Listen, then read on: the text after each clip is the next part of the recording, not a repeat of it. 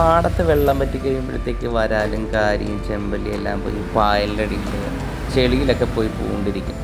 അവരെ പിടിക്കാൻ വേണ്ടിയാണ് ഈ തപ്പിപ്പിടുത്തം നമ്മൾ നടത്തുന്നത്. കാര്യം വെച്ച് കഴിഞ്ഞാൽ ഇവരല്ലാണ്ട് പിടിക്കാൻ ഒരു മാർഗ്ഗമില്ല, വീശുവലയിൽ കിട്ടില്ല, പിന്നെ ഉടക്കോല ഇട്ടിട്ടും കാര്യമൊന്നുമില്ല.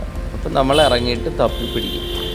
അപ്പോൾ ഇവർ നമ്മൾ ഈ ചെളിയിലൊക്കെ പോയി കൈവെക്കുമ്പോൾ ഇവരൊന്ന് അനങ്ങും, ഇവരുടെ മേത്തൊക്കെ നമുക്ക് കൈ കൊള്ളുമ്പോഴത്തേക്കും നമുക്ക് അറിയാൻ പറ്റും. അപ്പോൾ അങ്ങനെയാണ് നമ്മളിവരെ ചെടിയുടെ ഇടക്കുന്നൊക്കെ പൊക്കിയെടുക്കുന്നത്. ഭയങ്കര രസകരമായൊരു പരിപാടിയാണിത്. ചില സമയത്ത് നമ്മുടെ നീർക്കോലിയൊക്കെ കിട്ടും കേട്ടോ, അട്ടപ്പുളവൻ എന്നൊക്കെ പറയും.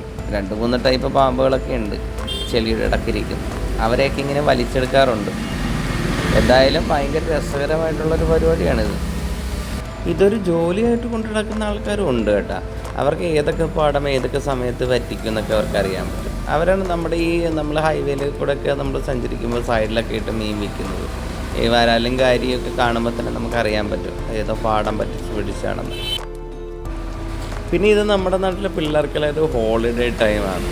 അവർ ഈ പാടത്ത് വന്നിട്ട് ഈ പൊങ്ങിക്കിടക്കുന്ന പള്ളത്തിയെയും കുറുവാപ്പരലിനെയൊക്കെ പിറക്കിക്കൊണ്ട് വീട്ടിൽ കൊണ്ടുപോകും.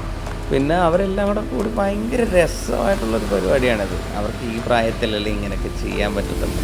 വലുതായി വരുമ്പോഴത്തേക്ക് ഒന്നും നടക്കത്തില്ലല്ലോ, ആളുകൾ കളിയാക്കും, ഭയങ്കര ഈഗോ പ്രശ്നമൊക്കെ അല്ലേ. അപ്പം ഈ പിള്ളേർ അവരുടെ സമയം ഇങ്ങനെ അടിച്ച് പൊളിക്കുകയാണ്.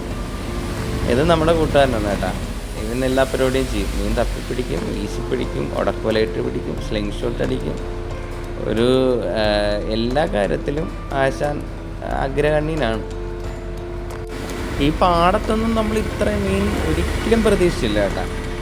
ഈ 3 ദിവസം പിടിച്ച മീനിൻ്റെ കണക്ക് നോക്കാനാണെങ്കിൽ എൻ്റെ പൊന്നു, 1000 കിലോയോളം മീനെങ്കിലും നാട്ടുകാർ പിടിച്ചിട്ടുണ്ട്.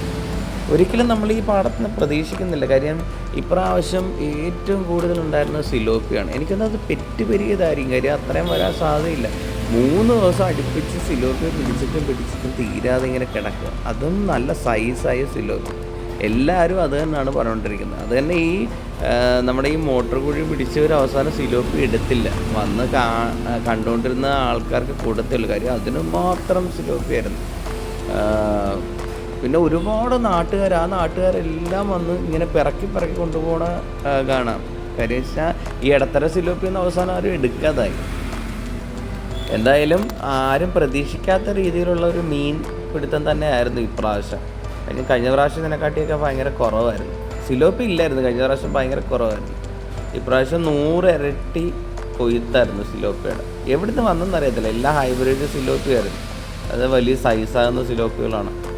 നമ്മുടെ ഈ വീഡിയോ നിങ്ങൾക്ക് ഇഷ്ടമായെങ്കിൽ ഒന്ന് ലൈക്ക് ചെയ്തേക്കണം. പിന്നെ ഇതുവരെ സബ്സ്ക്രൈബ് ചെയ്യാത്തവരുണ്ടായിരുന്നു, സബ്സ്ക്രൈബും കൂടി ചെയ്തേക്കണം.